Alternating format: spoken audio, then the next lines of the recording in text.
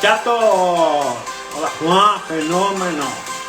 El hombre que ha dado la terminología al curso, ¿verdad? ¿Qué tal todos? Hola Sus, Albertino, el fenómeno portugués. ¿Qué tal todos? Bienvenidos.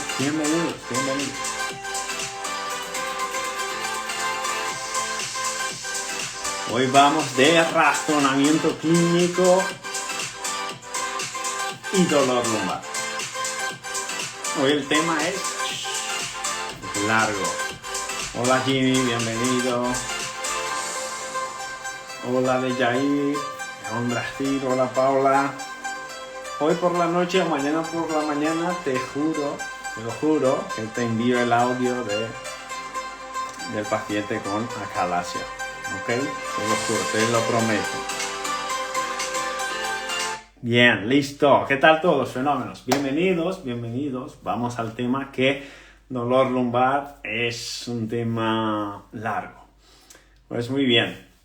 First things first, Ruby me obligó casi a producir una imagen, una diapositiva para avisar a los interesados que estén cerca de España, que estén cerca de Madrid, que hoy es el último día para hacer la inscripción para el curso de mayo con precios promocionales y que para nuestros alumnos, que ya son alumnos del integrativo online o que fueron alumnos del curso anterior, que también tienen un súper descuento si por si acaso quieren hacer el curso otra vez, que está totalmente reformulado. Es otro curso. Pues entonces está dado el recado, el mensaje está dado y vamos al tema de hoy, que es dolor lumbar. Muy bien. Y vamos a empezar hablando fenómenos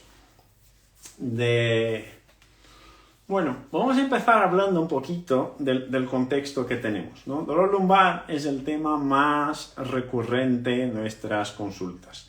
Dolor lumbar es lo que nos trae la mayor cantidad de pacientes que llenan nuestras agendas al final, para quien trabaja con alteraciones musculoesqueléticas. Y dolor lumbar es un problema común, si te das cuenta, no solamente para quien trabaja con alteraciones musculoesqueléticas, pero también para quien trabaja con alteraciones pélvicas, con alteraciones neurológicas, con alteraciones respiratorias o cardíacas. Dolor lumbar es un problema, una alteración transversal a múltiples campos de actuación del osteópata, del fisioterapeuta o del médico, del nutricionista o del entrenador personal, del profesional que sea, ¿verdad? Porque es un problema de difícil resolución por la multitud de eventos que influyen en un dolor lumbar al fin y al cabo. Pues les propongo una reflexión muy rapidita, que es la mayor inversión, si os dais cuenta, la mayor inversión de tiempo, la mayor inversión de investigaciones, la mayor inversión de dinero que se hace hoy para tratamiento de dolor lumbar está dirigido principalmente a descubierta de nuevos fármacos que generen un efecto más positivo, con menos efectos colaterales, ¿no? Menos efectos adversos, por ejemplo.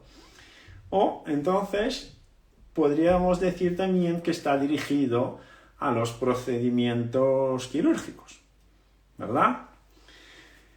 Y esto se refleja claro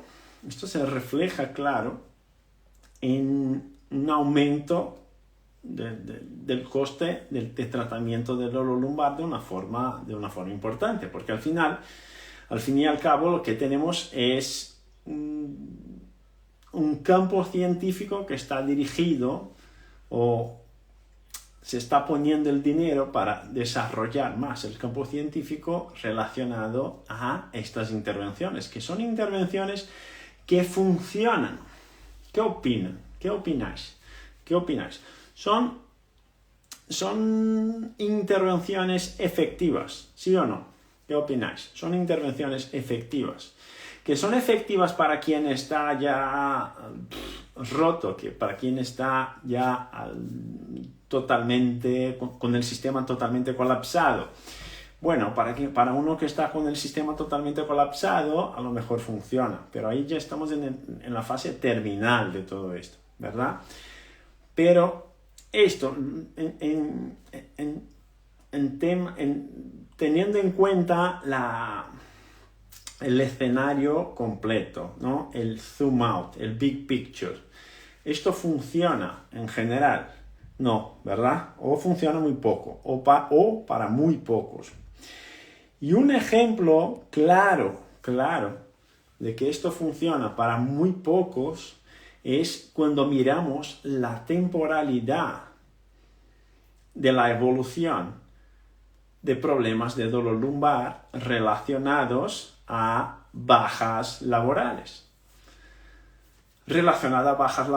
Entonces, mira, cuando uno pide baja laboral, lo más probable es que la baja se la pida por dolor lumbar.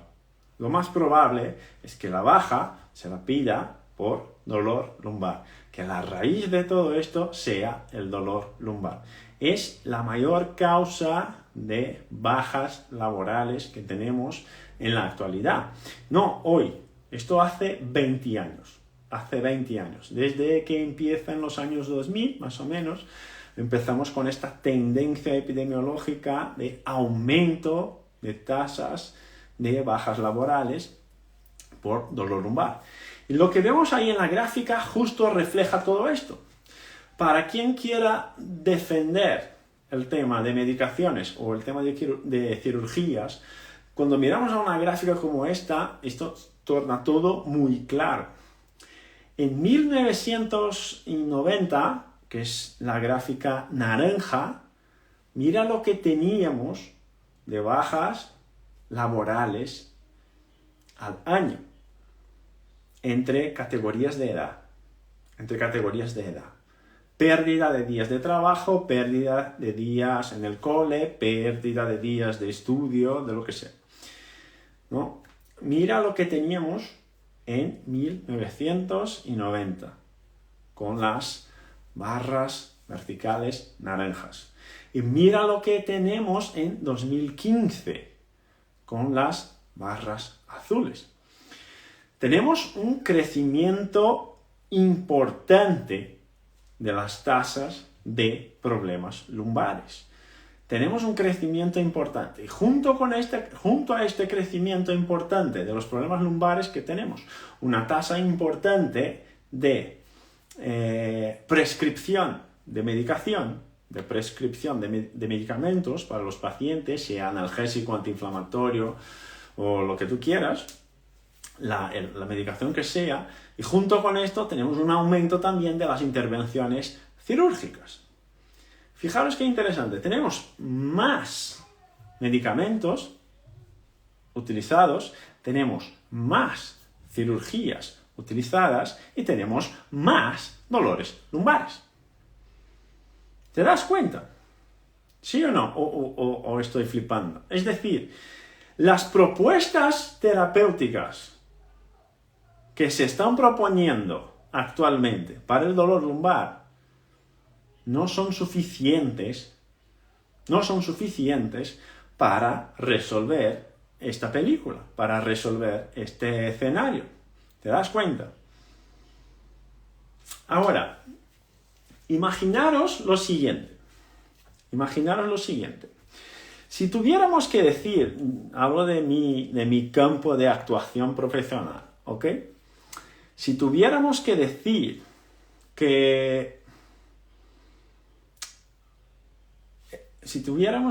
cómo se ha desarrollado la fisioterapia en los últimos 20 años, si tuviéramos que decir cómo se ha desarrollado la osteopatía en los últimos 20 años, podríamos decir que se ha desarrollado muchísimo, ¿verdad? Más la fisioterapia, pero podríamos decir que ambas carreras o especialidades, ambas se han desarrollado bastante. Más la fisioterapia por el tema de la investigación, pero ambas se han desarrollado bastante. ¿Es correcto? ¿Sí o no?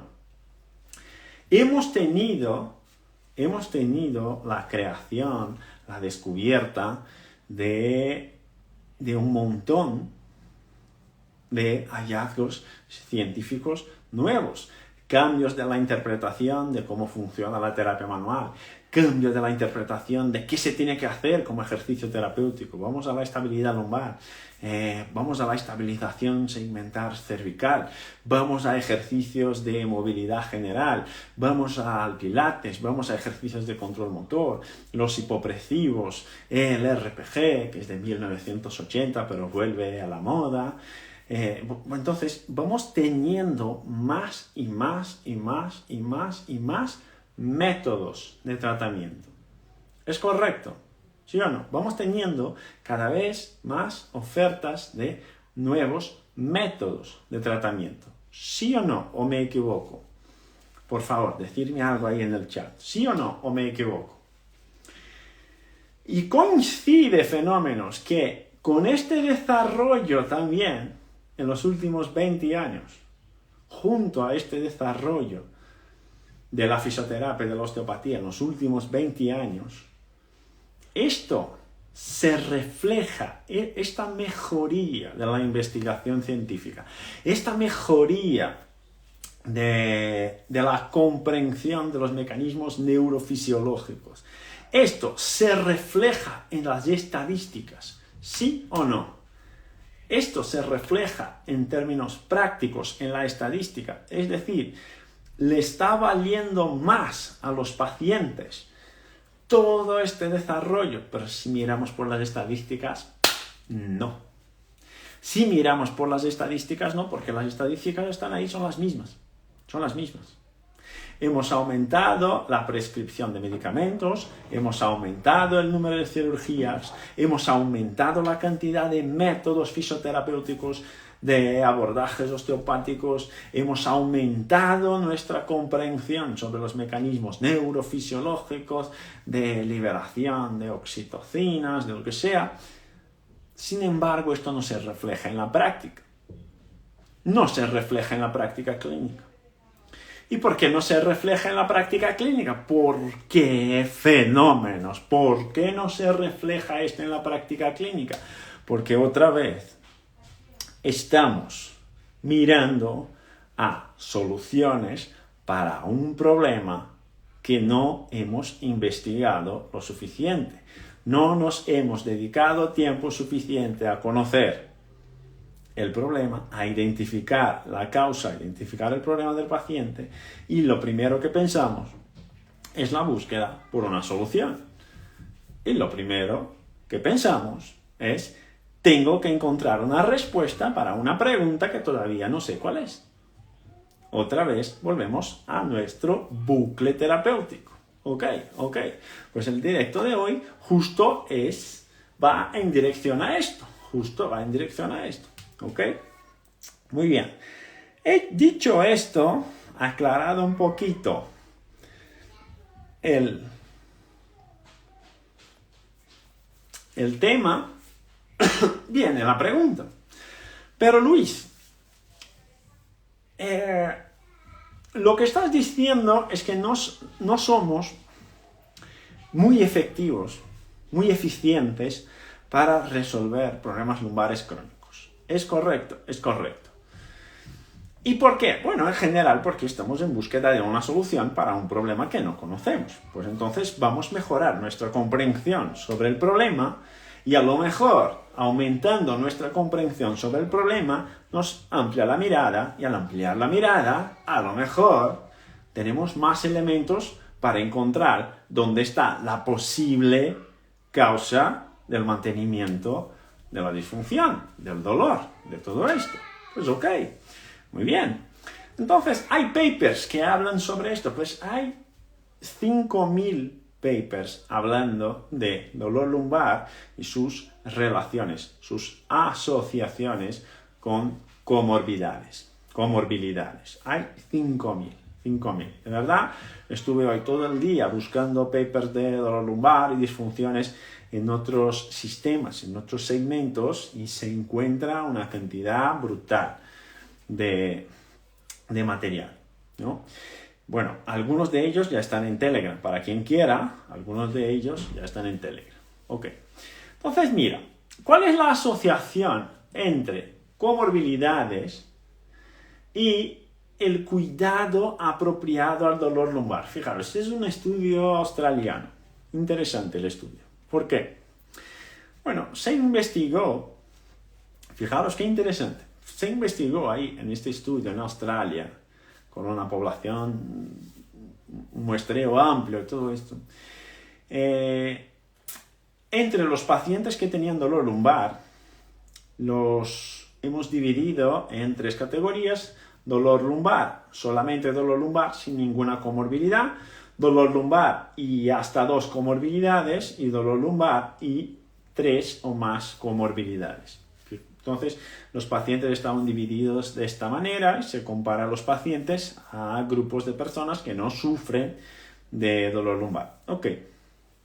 Ahora, ¿qué imagináis, fenómenos? Que si yo tengo que preguntar, les pregunto, ¿cuál de los 3 grupos ha recibido mayor atención en lo que se refiere a pruebas diagnósticas, a búsqueda de síntomas en otros sistemas que no sean el propio sistema mioarticular lumbar?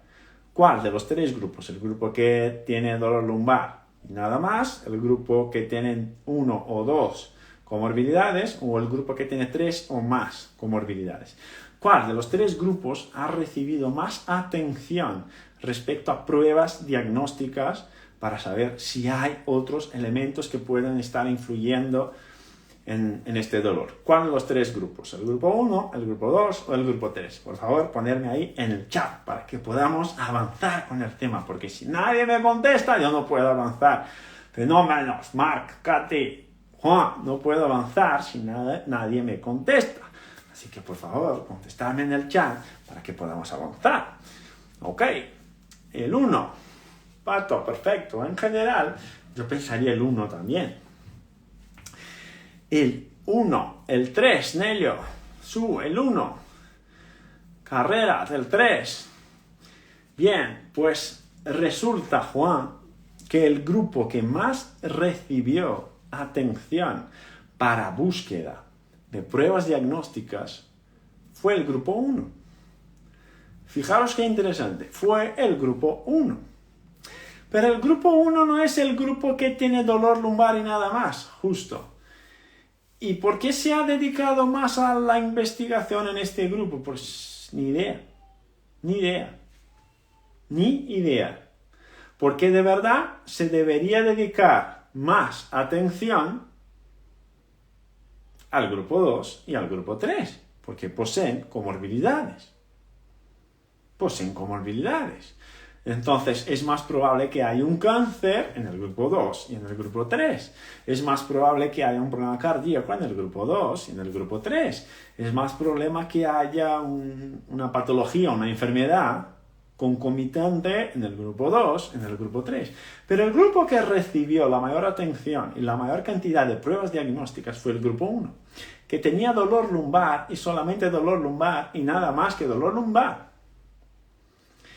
Resulta que, fenómenos, resulta que la mayor cantidad de pacientes en búsqueda por asistencia médica, en búsqueda por asistencia fisioterapéutica, en búsqueda por tratamiento, la mayor cantidad está justo en el grupo 1, si te das cuenta. Está justo en el grupo 1. ¿Por qué? Porque el grupo 1 es el que está buscando el sistema por la primera vez, que no ha tenido aún tiempo para desarrollar otras comorbilidades. Y el grupo 1 fue el grupo que recibió la mayor inversión de tiempo en la anamnesis y el grupo 1 fue el grupo que recibió la mayor cantidad de pruebas diagnósticas. El grupo 2 recibió menos y el 3 menos pruebas diagnósticas y menos investigaciones. No se puede concluir nada respecto a esto, pero se puede más o menos imaginar que cuando uno llega en un consultorio y dice: soy hipertenso, soy diabético, tengo Alzheimer, tengo Parkinson, tengo artritis reumatoide y también tengo dolor lumbar, en general lo que suele pasar es que el profesional que está ahí no le hace caso a esta cantidad de cosas que tiene, porque dice que no, este aquí nada más hace que quejarse, se queja por todo, porque él tiene todo, porque claro, y ahí se invierte menos tiempo en conocer cuál es el problema de verdad. Entonces ahí ya tenemos un problema, porque el primer paciente que entra solamente con dolor lumbar ya recibe una cantidad de pruebas diagnósticas enorme, tremenda, y ya sabemos que esto en sí mismo ya genera un problema. Esto en sí mismo ya genera un problema porque empieza a generar el efecto nocebo, empieza a generar esta creencia de que tengo que buscar si hay una hernia, si hay una degeneración, si hay no sé qué, todo esto. Ya sabemos que cuanto más pruebas diagnósticas, menos eficiente es el pronóstico, peor es el pronóstico. ¿Ok? Muy bien. Y más que esto, Luis, se han identificado comorbilidades. ¿Y qué comorbilidades serían estas? Pues lo que tenemos ahí. ¿Qué comorbilidades pasan más a menudo? ¿Qué comorbilidades pasan más a menudo cuando uno sufre de dolor lumbar? Pues fijaros qué interesante que en este estudio, hay otros estudios, algunos identifican causas cardiovasculares, otros identifican causas más reumáticas, pero todos llegan más o menos a los mismos clústeres. Lo que cambia es el orden de los clústeres, pero todos llegan más o menos a los mismos clústeres. Nos orientamos por este. Comorbilidad número 1. Comorbilidad número 1, hipertensión arterial. Fijaros ahí. Comorbilidad número 1, hipertensión arterial.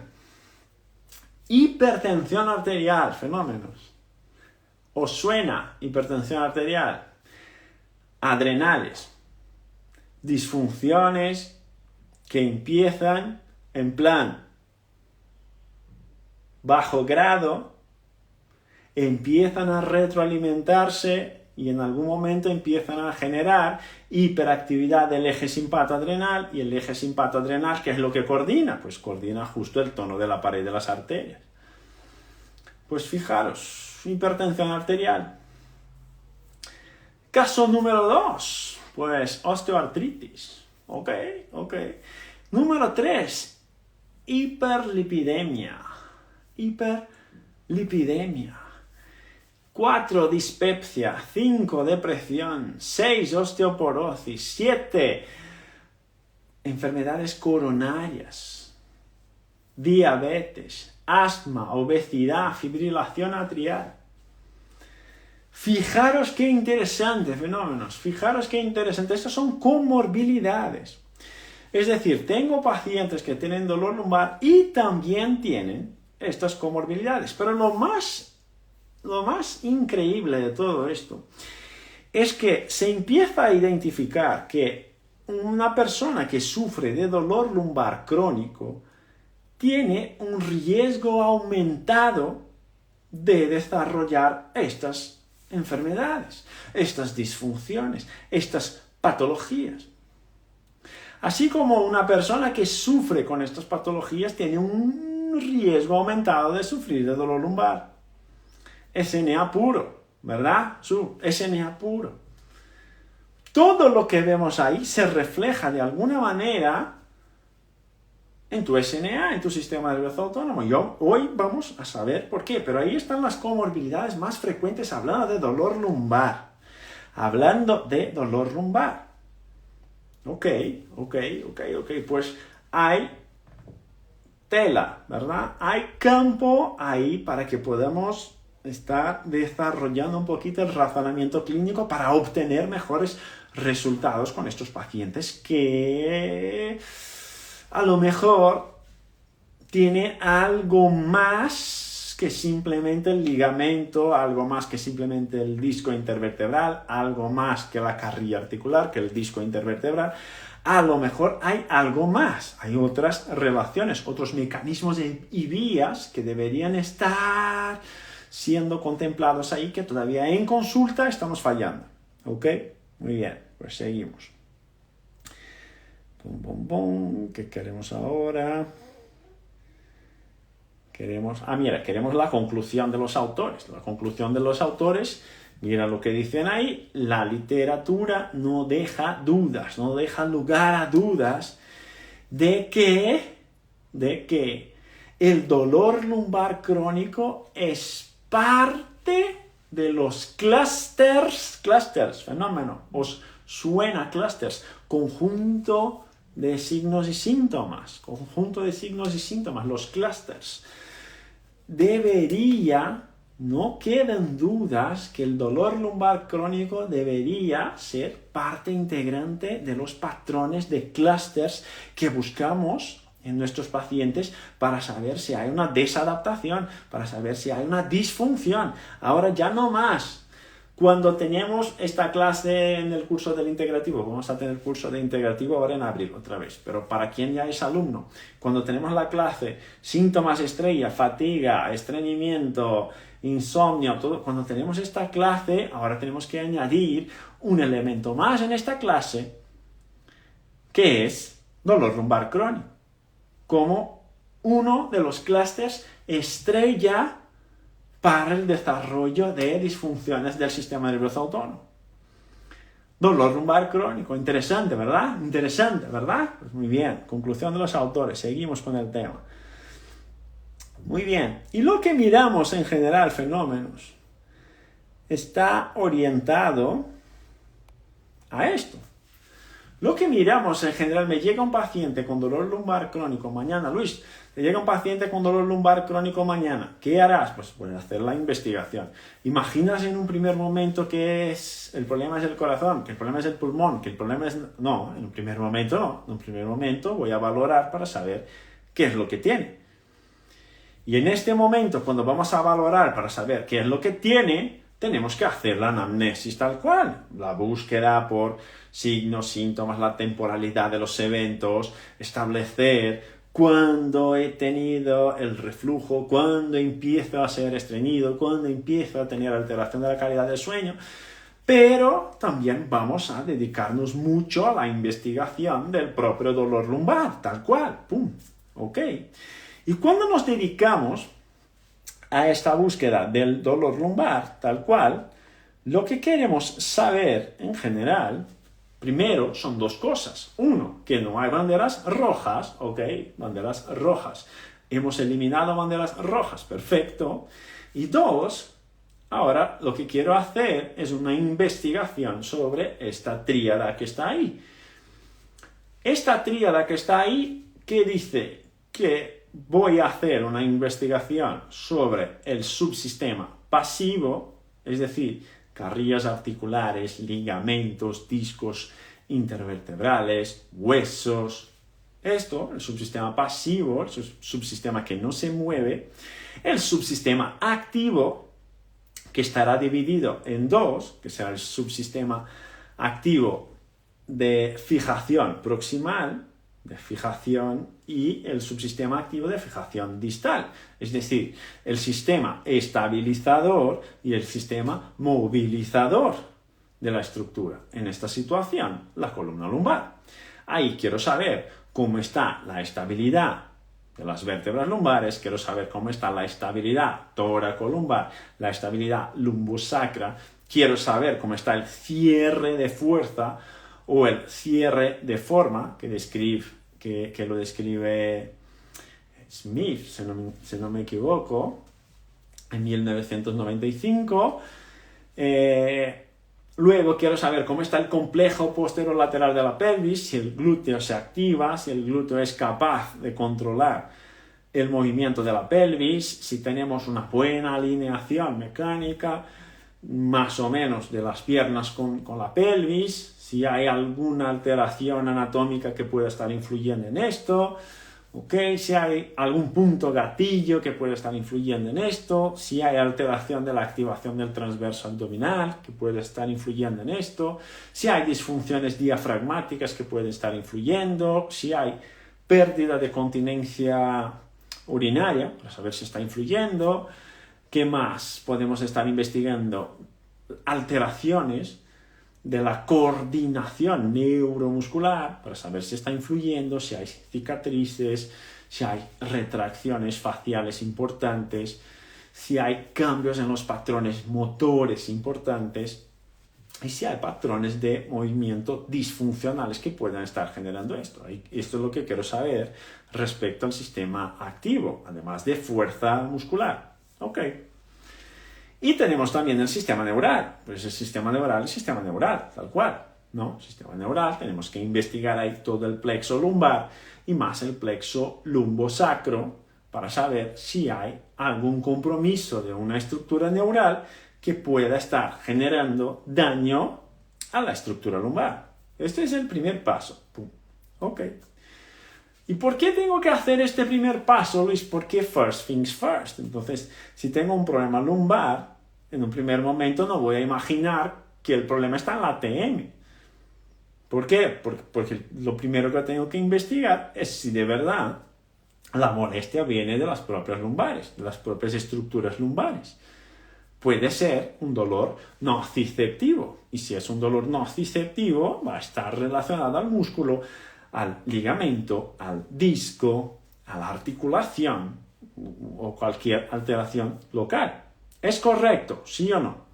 Eliminamos banderas rojas y luego vamos a la investigación del sistema articular lumbar o del complejo articular lumbosacral. ¿Es correcto o no? Probamos reflejo rotuliano, reflejo de Aquileo para saber cómo está la transmisión neural, cómo está la actividad del sistema neural medular.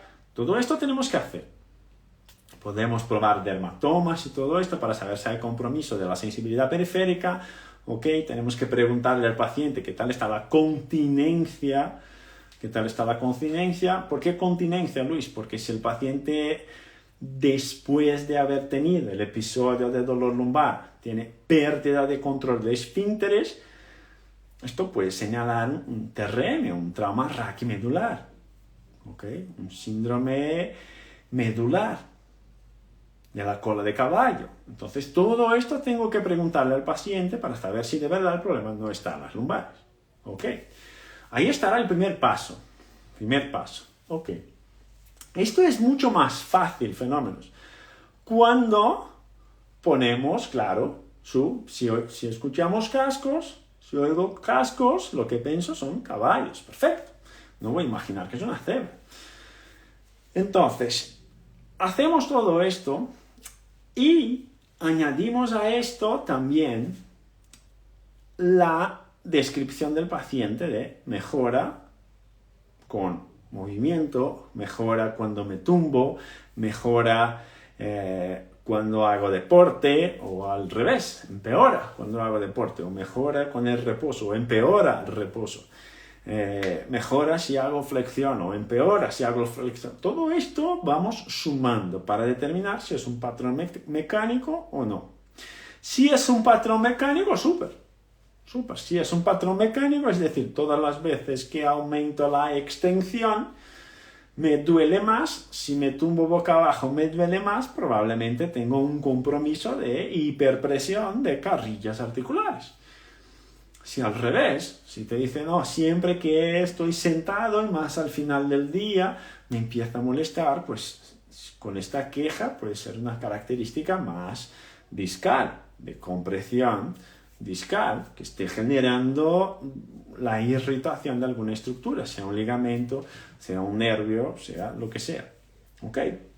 Entonces vamos sumando estos elementos en nuestro plan terapéutico y vamos sacando conclusiones de qué puede ser, qué no puede ser.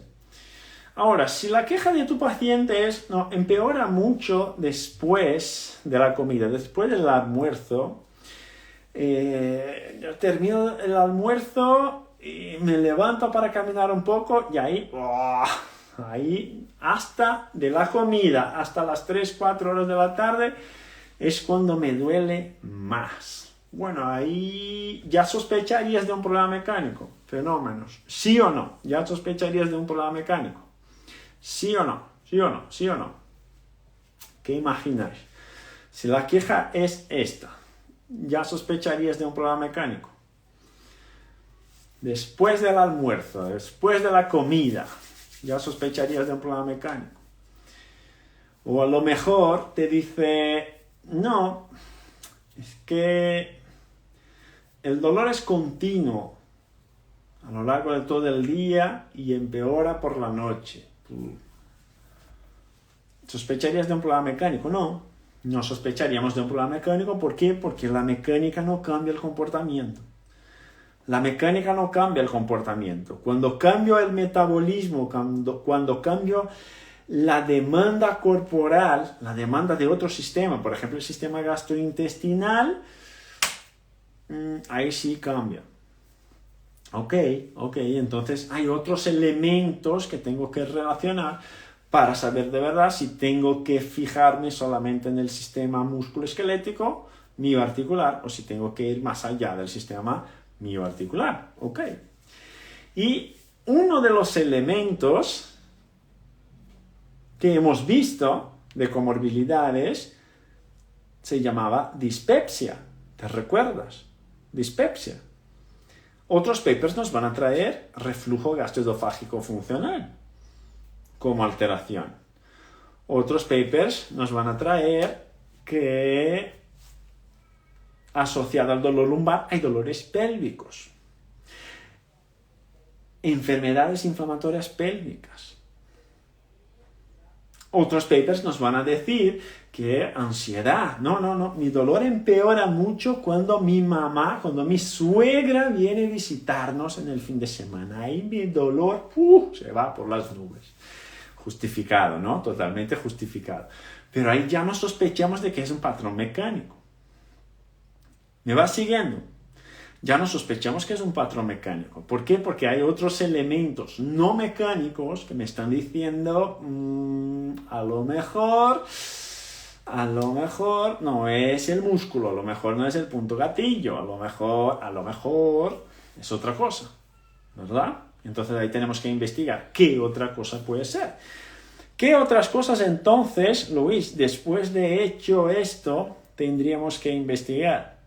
Bueno, un montón de ellas. Una que salió ahora y está de moda es el tema de la microbiota. Una de ellas que salió ahora es el tema de la microbiota. Y no estoy diciendo que es para valorar la microbiota, estoy utilizando esto como un ejemplo para poder entrar, para que podamos entrar en un concepto más amplio. Uno de los papers que ahora está de moda, que empieza a salir en Instagram y todo esto, es el eje microbiota disco intervertebral, ¿no? Calma. Este es un paper de hipótesis. ¿Sabes qué es hipótesis? Alguien está proponiendo que tal vez haya un eje de la microbiota que conecta la microbiota al disco intervertebral. Entonces, calma, que es una hipótesis. Si es hipótesis, nadie debería estar afirmando nada respecto a esto. Pero mira.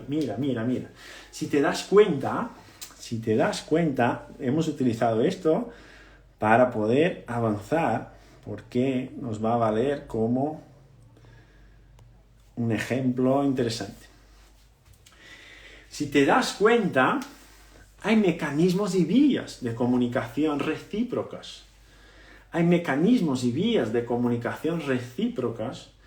Entre el intestino y la columna lumbar. Y no hace falta que sea un eje directo aquí. Mira, el gut está aquí, me voy a la lumbar que está aquí. No hace falta que sea un eje directo así. Porque cuando decimos que una alteración de las bacterias del intestino puede llegar a los discos intervertebrales, estamos diciendo que esta alteración de la microbiota tiene que llegar al disco. Tiene que llegar al disco, porque no estamos aquí pegaditos, uno con el otro, pegaditos, yo soy el gut, yo soy el disco, lo que tengo yo, te meto ahí, porque estoy aquí pegadito contigo. No es así que funciona. Necesitamos de una autopista, necesitamos de algo que comunique estas dos estructuras. Y no hace falta ni siquiera que sea un tejido, Puede ser simplemente una autopista, puede ser una tubería, por ejemplo, ¿no? Entonces podemos imaginar, si tenemos hoy, una de las cosas que más tenemos es el tema de la inflamación de bajo grado, por el sedentarismo, por las alteraciones alimentarias y todo esto. Ok, si tenemos inflamación de bajo grado o si tenemos alteración de la microbiota, o si tenemos bloating abdominal o si tenemos hinchazón abdominal, todo esto, es posible que esta alteración gastrointestinal sea informada a la columna lumbar de alguna manera. ¿Es posible? ¿Sí o no? ¿Qué opináis? ¿Es posible que las alteraciones del gut lleguen a la columna lumbar de alguna manera? ¿Sí o no? ¿Qué opináis? ¿Es posible que esta información que está en el punto A llegue al punto B? El punto B en esta situación es la columna lumbar. De alguna manera, ¿es posible? ¿Sí o no? Es posible, ¿verdad? Ok, es posible. Y tenemos algunas posibilidades. Es posible. ¿Qué posibilidades tenemos? Fenómenos. ¿Qué posibilidades tenemos? Tenemos una posibilidad de que todo lo que está pasando ahí se transmita a través de una vía neural al sistema nervioso central y del sistema nervioso central se active un eje neural que va directamente a las lumbares, Perfecto. Neural, sube, conecta con el centro responde. Esta es una vía. La otra vía que podemos decir que sí, que va a comunicar un sistema con el otro, es la vía humoral, es la tubería que tenemos, el propio sistema inmune, el sistema linfático, o el sistema venoso, o el sistema arterial. Así que las bacterias que están ahí en el intestino de alguna manera podrían llegar a los discos, sí, a través de la vascularización. Vías y mecanismos, ¿te das cuenta? Vías y mecanismos comunes. Pero Luis, esto es una descubierta, esto es revolucionario, claro que es revolucionario, ¿no? Porque una mujer que tiene cólicos menstruales, a ella no le duelen las lumbares. ¿O sí? ¿O es una queja común, fenómenos? Que en una mujer que tiene cólicos menstruales, que tiene síndrome premenstrual, que le duelen las lumbares cuando vienen las reglas en la premenstruación o, de verdad, cuando ya le han bajado las reglas. Es una queja común. Esta. Es una queja común, ¿verdad? Entonces tenemos ahí un eje útero-lumbar. Pues no tenemos un eje útero-lumbar. No tenemos un eje o varios discos porque son vías y mecanismos comunes, así como lo que propone este paper, de que la microbiota puede comunicarse con los discos intervertebrales. Las vías y mecanismos son los mismos. Entonces, esto ya está ahí puesto. Una cosa es que esté puesto, otra cosa es que tengamos la capacidad de trabajar con este razonamiento de vías y mecanismos para resolver estos casos más complejos que la literatura científica nos está diciendo que no se suelen resolver. ¿Por qué? Porque tratamos de manera cirúrgica, tratamos con medicamentos, tratamos con métodos específicos para la columna lumbar y nos olvidamos del sistema. Entonces, fijaros qué interesante. Todo esto que está ahí puesto está asociado, o sí, a dolor lumbar. Todo esto que está puesto ahí está asociado, sí o sí, a dolor lumbar. Entonces, cositas que deberías estar preguntando a tu paciente que tiene dolor lumbar, que todavía es un paciente más complicado de resolver. Dolor de cabeza y migraña. Pacientes que sufren de dolor lumbar tienen un riesgo más alto de sufrir también de dolor de cabeza y de migrañas. Esto significa que el dolor de cabeza y las migrañas estén generando el dolor lumbar o que el dolor lumbar esté generando el dolor de cabeza y las migrañas. No, significa que hay algún elemento común entre los dos, que los están conectando. ¿Qué les están conectando? ¿Me entiendes? ¿Qué tenemos que buscar, fenómenos? Los elementos de conexión, los elementos comunes. Porque si fuera un caballo estaría resuelto, con la terapia convencional estaría resuelto, pero no es. Ya está operado, no se resuelve. Ya está con medicación, corticoides a tope y no se resuelve. Más que esto, también tiene problemas de hipertensión, así que toma beta bloqueadores. Tiene problemas para dormir, entonces inductores del sueño. Todo esto está a la vez. Tenemos que encontrar puntos de conexión.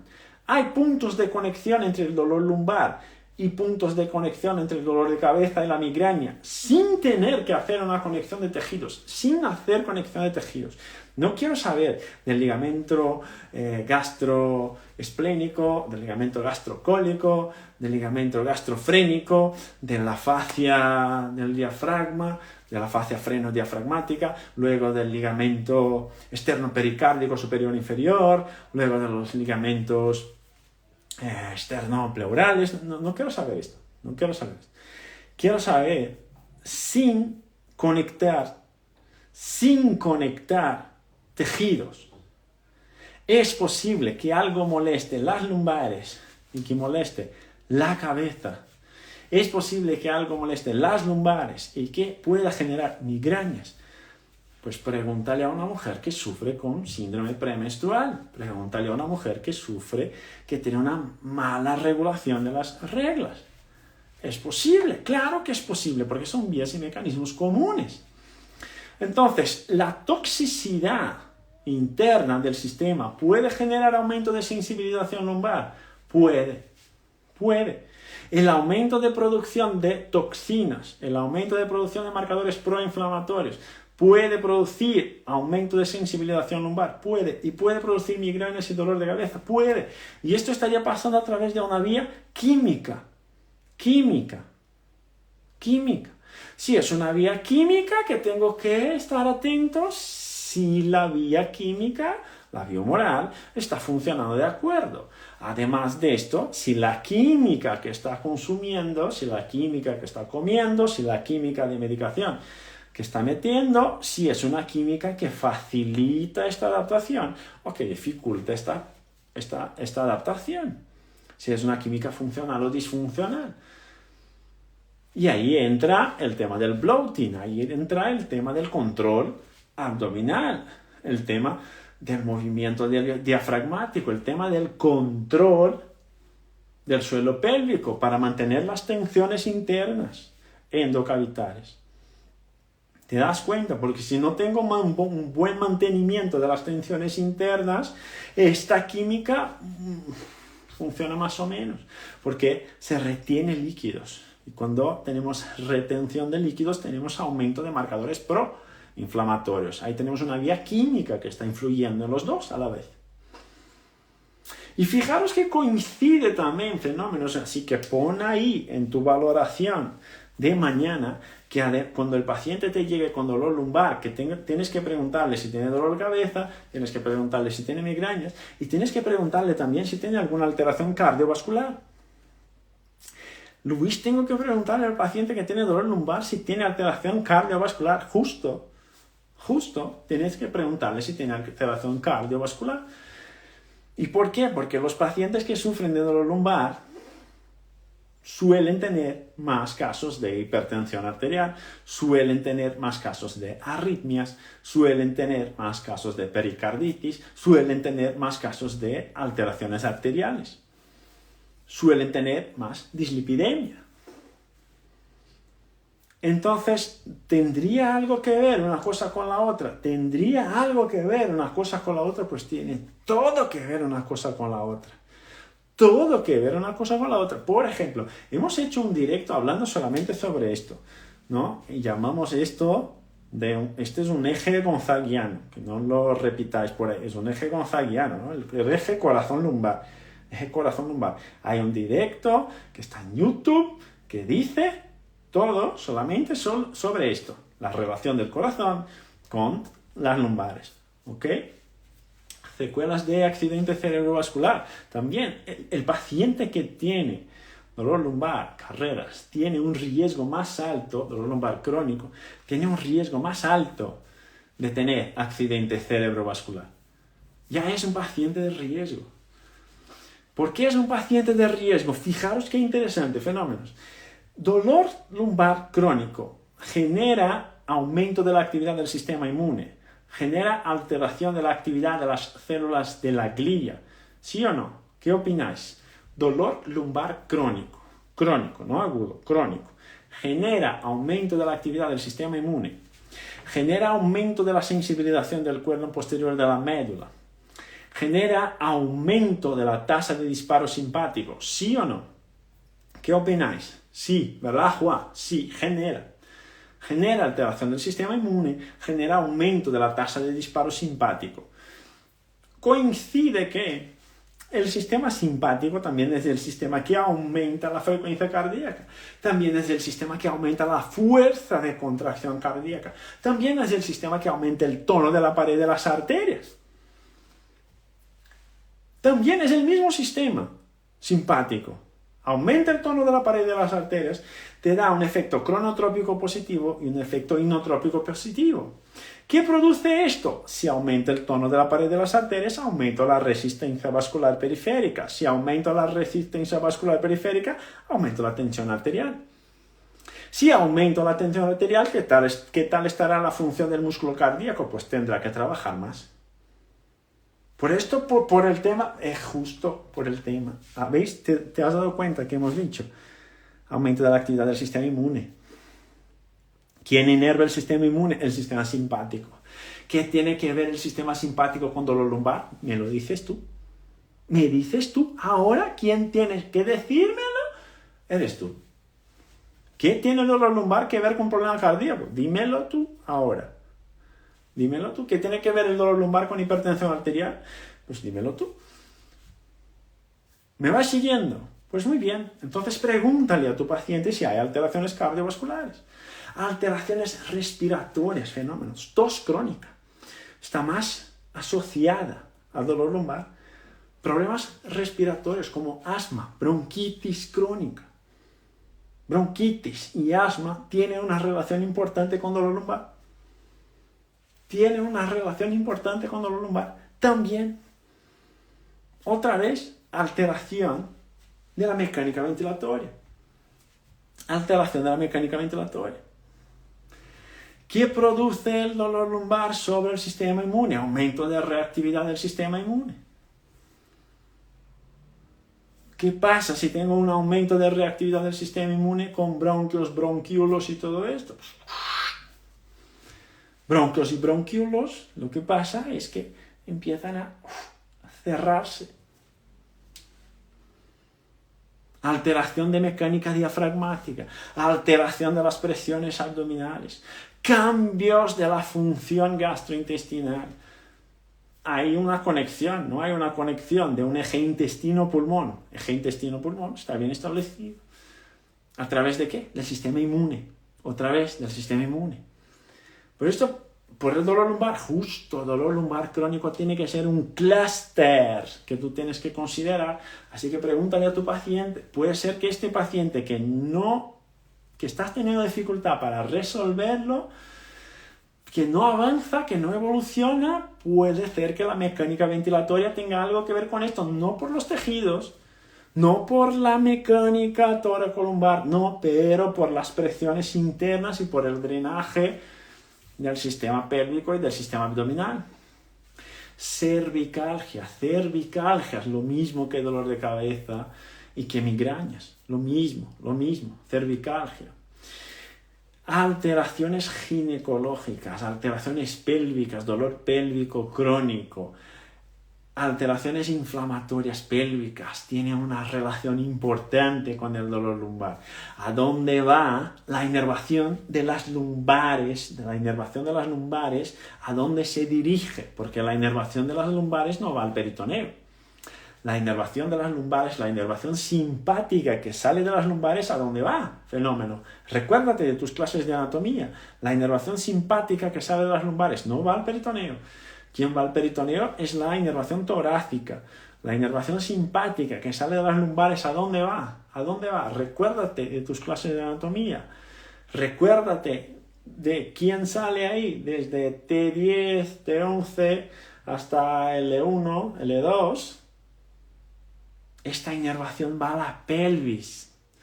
Esta inervación simpática que sale de ahí va a la pelvis. Va a la pelvis. Y cuando hay aumento de actividad del sistema inmune local, no va a haber solamente en el peritoneo, en la pelvis pasará lo mismo. ¿Y qué pasará con el tono de los músculos pélvicos? Fenómenos. ¿Qué pasa con el tono de los músculos pélvicos si las lumbares están, si la tasa de disparo lumbar está aumentada? ¿Qué pasa con el tono de los músculos pélvicos? Sube mucho el tono del músculo pélvico, del periné, sube mucho el tono del periné y puede venir una dispareunia a la raíz de esto. Pues claro, una dispareunia. O entonces se aumenta tanto el tono que puede tener una vejiga hiperactiva. O incluso pérdida de continencia urinaria por pérdida de contracción de los músculos del suelo pélvico. ¿Me vas siguiendo? ¿Y qué esto tiene que ver con el SNA? Pues tiene todo que ver con el SNA, porque el SNA es quien hará la inervación de estas vísceras. La inervación visceral que pasa por ahí es la inervación autonómica. No hay disfunción visceral sin alteración autonómica. No hay. ¿Por qué? Porque el motor de la víscera es el nervio autonómico. Es el simpático y el parasimpático. ¿Entiendes? Alergias, hiperactividad del sistema inmune, como hemos comentado.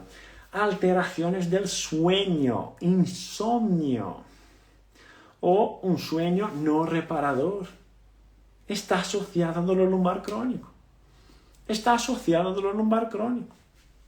Fijaros qué interesante. Alteración de sueño. Esto tiene que estar en tu valoración de tu paciente para tu razonamiento clínico. ¿Duerme mi paciente? ¿Duerme? ¿Sí o no? No, mi paciente me dijo que duerme, Luis. El paciente me dijo que duerme. Me dijo que, bueno, que tiene que llevar pastillas, pero que duerme 8 horas por la noche. ¿Es suficiente? Este relato es suficiente. Instagram es fatal. Ya vamos a tener 1 hora. Voy a pasar. Pero bien, que se corte cuando sea. Ya pasaremos un poquito. ¿Es suficiente este relato que el paciente te diga duermo 8 horas a la noche o 9 horas a la noche? ¿Es suficiente esto?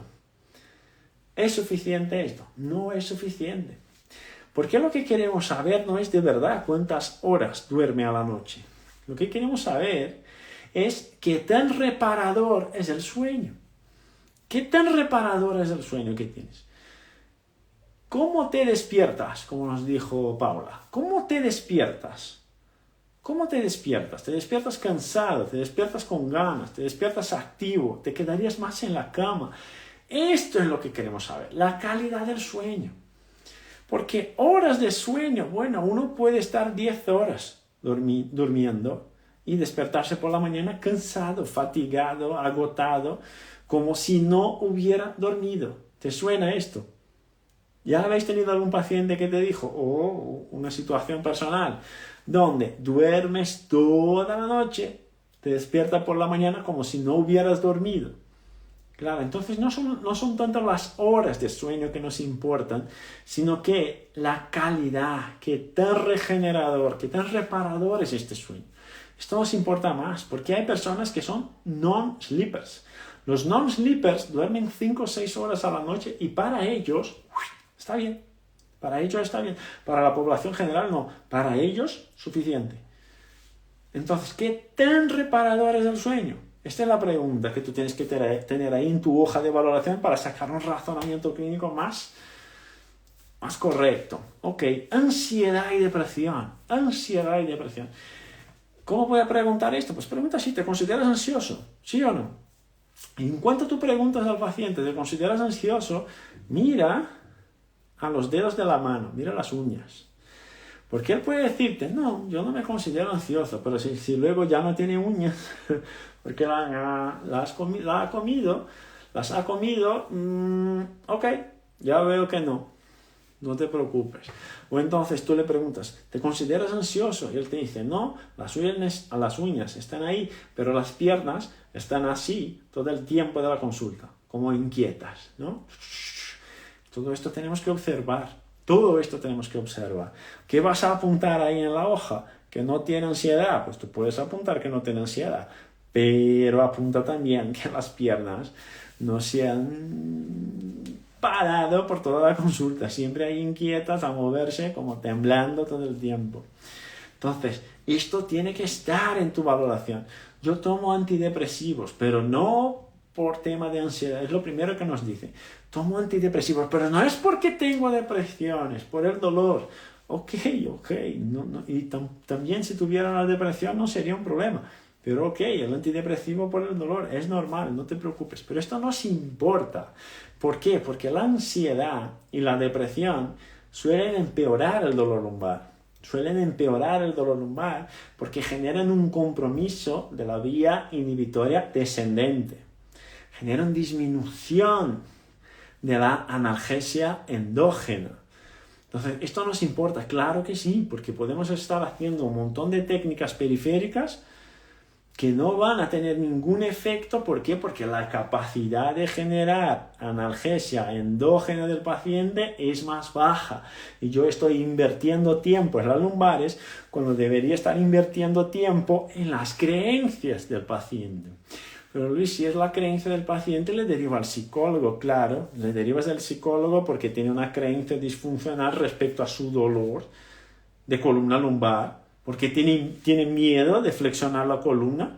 Si tiene miedo de flexionar la columna, ¿qué tiene que hacer? Pues tener un fisioterapeuta, un osteópata de los buenos, que le explique todo esto, que le haga comprender desde una vía top-down que esto puede pasar, pero que no es una señal de peligro, aunque él perciba que sí, y que tenemos que avanzar para otra vez realizar este movimiento, porque solamente así, progresando con el paciente frente a sus miedos, es que podemos resolver la situación, si es un catastrofismo que tenemos ahí.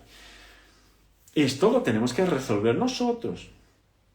Y si miras a unas técnicas de Cognitive Behavior Therapy, de terapia cognitivo-conductual, lo que vas a ver es que en algunas situaciones ponen al paciente a correr deprisa en el lugar, en el mismo sitio, para generar taquicardia, para que el paciente pueda administrar sus miedos, sus sensaciones de agobio, que está produciendo, que está generando, está utilizando un estímulo somático, que lo utilizamos nosotros, para enseñarle al paciente cómo lidiar con una percepción. Y tú no lo haces, fenómeno, lo derivas para...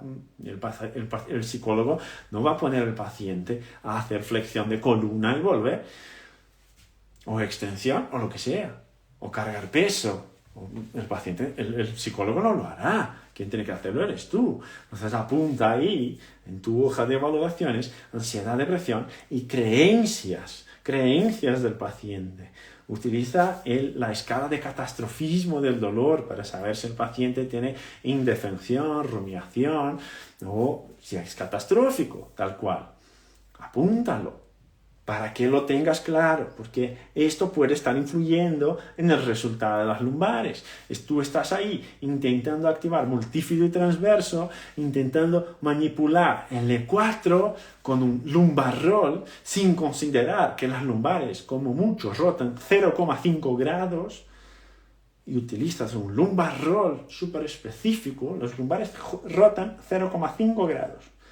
0,5 grados, ¿te das cuenta? Y utilizamos un lumbar roll específico para poder manipular una lumbar. Por esto las manipulaciones no son específicas. Las manipulaciones no son específicas, porque lo que importa es el efecto neurofisiológico, no el efecto aislado de la articulación, porque esto no existe, no pasa. ¿Ok? Entonces, esto hay que considerarlo a la hora de elegir tu razonamiento. Y disfunciones gastrointestinales, que hemos puesto ahí: estreñimiento y diarrea. Colon irritable está asociado a problemas lumbares. Colitis y Crohn están asociadas a problemas lumbares. ¿Te das cuenta cómo dolor lumbar es toda esta multitud de eventos que pueden coincidir en un mismo paciente? Y te recuerdas que hemos dicho antes que los métodos diagnósticos más precisos, que el aumento de cirugías, que el aumento de medicación, que el aumento de métodos de tratamiento no está generando una mejor respuesta en la práctica clínica para el paciente, no le está valiendo. ¿Te recuerdas que hemos dicho esto antes, al principio del directo? ¿Te recuerdas, verdad? Ok, pues ahora quédate con esta imagen que hemos puesto ahí, porque sabes que todo esto está avalado, identificado por la ciencia hoy, que influye, y fíjate cómo se indica que se aborde el tratamiento del dolor lumbar crónico. La indicación es ejercicios, actividad física, dieta y nutrición reguladas, técnicas de control de estrés, manejo de la calidad del sueño y eliminar el comportamiento sedentario. Todo esto es una multitud de técnicas de abordaje. ¿Te das cuenta? Otra vez, vamos al mismo problema. ¿Cuál es el mismo problema, Luis? Es que tenemos un rompecabezas y estamos creyendo que solamente hacer actividad física resuelve, solamente hacer el ejercicio resuelve, solamente cambiar la calidad del sueño resuelve. Y si cambia todo esto a la vez, Luis, resuelve. Te voy a decir que hay pacientes, no sé si te pasa a ti, claro que no es la mayor parte de las personas, pero te pasa a ti de tener un deportista, que duerme bien, que come bien, que practica actividad física, que tiene un buen control neuromuscular, tiene una buena fuerza muscular, tiene una buena flexibilidad, que no es sedentario para nada, que no es estresado y que tiene dolor lumbar. Es posible que haya esto. Es posible. ¿Para quién trabaja con deporte? Donde el ciclo de sueño, la comida, todo esto es súper controlado. Es súper controlado. Y sin embargo tienen dolor lumbar crónico. Es posible. Así que solamente poner estas piezas del rompecabezas juntas nos vale como plan terapéutico. No, porque esto no es un plan terapéutico. Esto no es un plan terapéutico, es una propuesta desesperada de que si tú haces esto, disminuye el riesgo de tener dolor lumbar. Porque si tú tienes dolor lumbar, tío, tenemos un problema, que no tenemos ni idea de por qué te duelen las lumbares. Esto es una confesión de que no tenemos ni idea de por qué te duelen las lumbares. Entonces, a lo mejor evitamos que te duelan las lumbares porque ahí eliminamos factores de riesgo, pero aún así te puede doler. Porque no tenemos ni idea de por qué te duelen las lumbares. ¿Sabes por qué? Porque ponemos esta pieza aquí, ponemos esta pieza aquí, ponemos esta pieza aquí, ponemos esta pieza aquí, e imaginamos que todas van a funcionar juntas solamente porque están ahí. Es como tener un equipo de fútbol,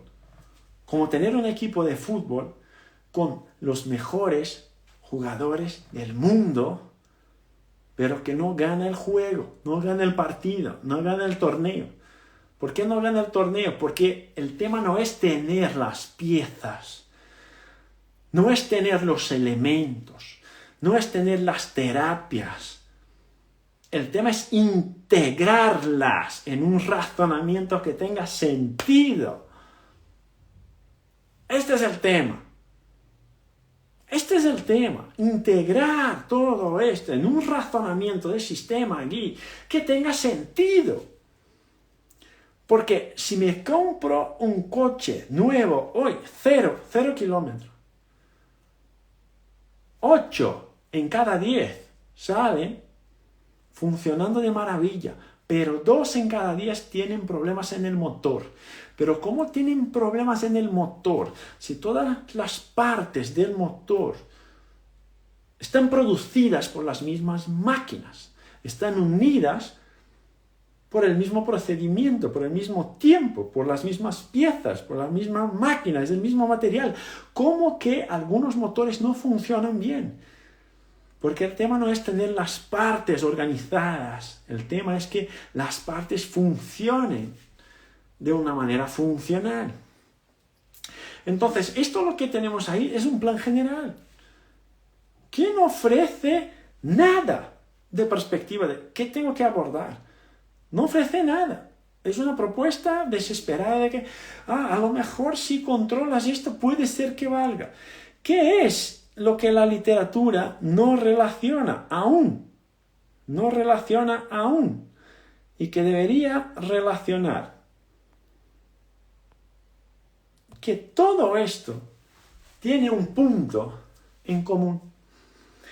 Todo esto que hemos hablado tiene un punto en común.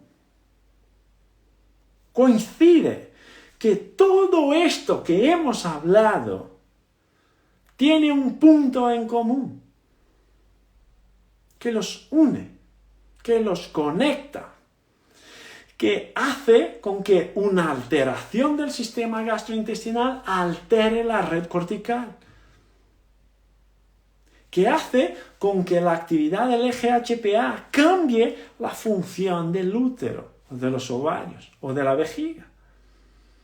Y este punto en común, fenómenos, cuando queremos hablar de razonamiento clínico, este hilo que conecta todas las piezas, que une todas las cosas, como la fuerza de los Jedi, it surrounds all us. Este punto de conexión se llama sistema nervioso autónomo. Se llama sistema nervioso autónomo. Este punto de conexión que estamos hablando se llama sistema nervioso autónomo. Y si tú me preguntas, Luis, ¿hay evidencia de esto? Pues cazadores que están aquí conmigo, alumnos del curso integrativo, alumnos del curso avanzado, ¿hay evidencia de que el SNA está implicado en procesos de migrañas y dolores de cabeza? ¿Hay evidencias de que el SNA está implicado en alteraciones cardiovasculares? ¿Hay evidencias de que el SNA está implicado en cervicalgias, en alteraciones respiratorias, en alteraciones ginecológicas, en alergias, en alteraciones de sueño, en ansiedad y depresión, en alteraciones gastrointestinales y en dolor lumbar crónico?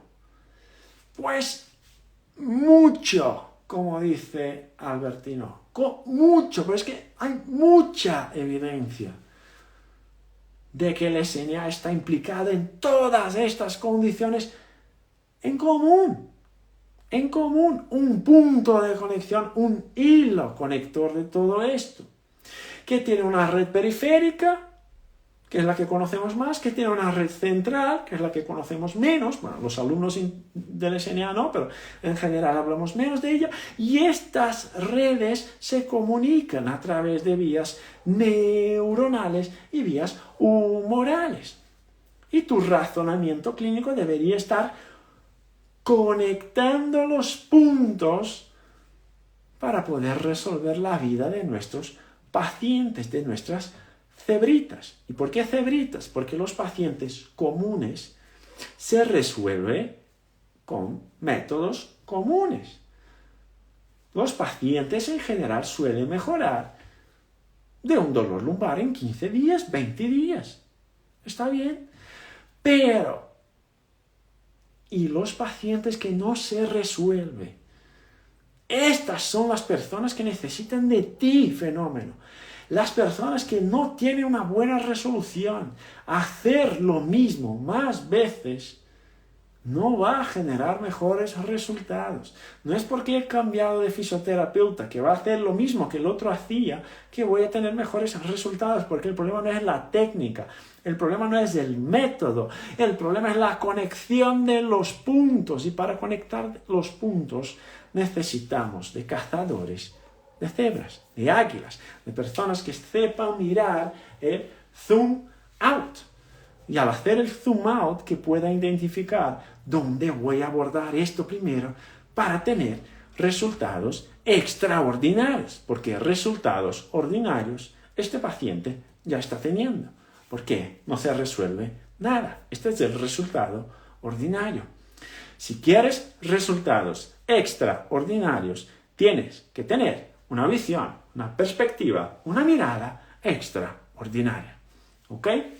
Súper, fenómenos. Espero que os haya valido. Los papers están en Telegram. A lo mejor les pongo esta imagen al final para que tengas una mirada más amplia de qué es lo que debería estar en tu hoja de valoración para que puedas considerarlo esto al día de mañana y que te valga también para aplicarlo en la clínica. ¿Ok?